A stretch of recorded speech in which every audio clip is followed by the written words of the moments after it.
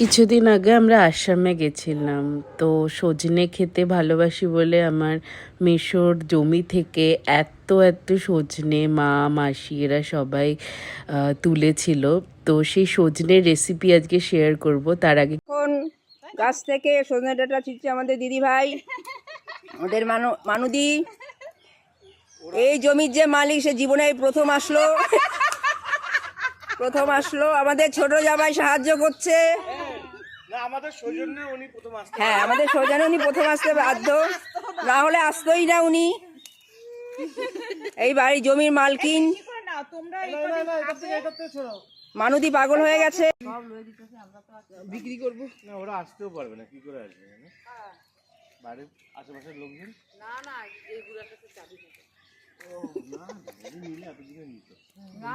না না, উনিও তো সব এগুলো বিক্রি করে। হ্যাঁ, সেই আসাম থেকে তুলে আনা সজনে ডাঁটার আজকে একটা তরকারি করেছিলাম।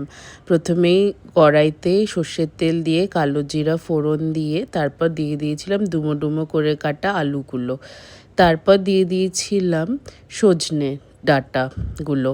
কিছুক্ষণ নাড়াচাড়া করার পর সর্ষে পোস্ত বেটে রেখেছিলাম কাঁচা লঙ্কার সাথে, সেটা দিয়ে নুন হলুদ দিয়ে ভালো করে এই তরকারিটা করেছিলাম।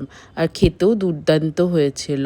আপনারাও বাড়িতে এটা ট্রাই করতে পারেন, খুব সিম্পল রেসিপি।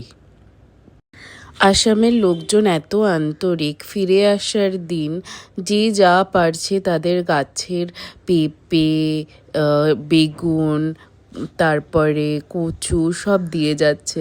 তো আমরা আসার দিন এত এত সবজি নিয়ে কলকাতা ফিরেছি, সাথে অবশ্যই অনেক অনেক মেমোরিজ।